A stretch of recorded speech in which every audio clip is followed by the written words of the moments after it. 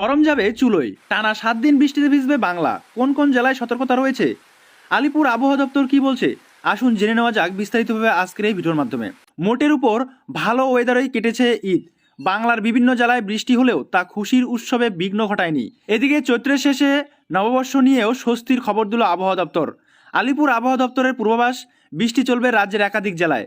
ইতিমধ্যে আগামী কয়েকদিনের জন্য বৃষ্টির পূর্বাভাস জারি করা হয়েছে। হাওয়া অফিসের তরফে জানানো হয়েছে, আগামী 7 দিন মূলত উত্তরবঙ্গের জেলাগুলিতে বৃষ্টি চলবে। বুধবার থেকেই উত্তরবঙ্গে বিক্ষিপ্ত হয়ে বৃষ্টি চলছে, আপাতত সেই সিলসিলাই বহাল থাকবে।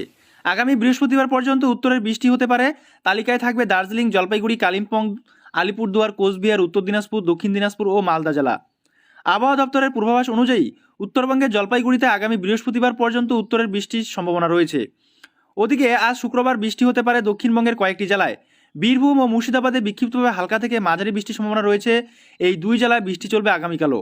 আবহাওয়া অফিস জানিয়েছে, আজ শুক্রবার উত্তর 24 পরগনা, দক্ষিণ 24 পরগনা, পূর্ব মেদিনীপুর, ঝাড়গ্রাম, পশ্চিম মেদিনীপুরের কোনো কোনো অংশে হালকা বৃষ্টির সম্ভাবনা রয়েছে। এছাড়া বাকি জেলাগুলিতে আবহাওয়া শুষ্ক থাকবে, বৃষ্টির সম্ভাবনা তেমন নেই কলকাতাতেও। আজ দক্ষিণবঙ্গের বীরভূম ও মুর্শিদাবাদে বজ্রবিদ্যুৎ সহ বৃষ্টির পাশাপাশি ঝড়ো হাওয়া বইতে পারে, যার জেরে জারি হয়েছে হলুদ সতর্কতা। দক্ষিণবঙ্গে চলতি সপ্তাহে তাপমাত্রা বৃদ্ধির পূর্বাভাস দিয়েছে আবহাওয়া দপ্তর।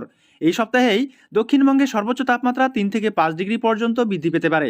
আগামীকাল আজ কলকাতার আকাশ আংশিক মেঘলা থাকবে। সর্বোচ্চ ও সর্বনিম্ন তাপমাত্রা থাকতে পারে 35 ডিগ্রি ও 26 ডিগ্রি সেলসিয়াসের আশেপাশে।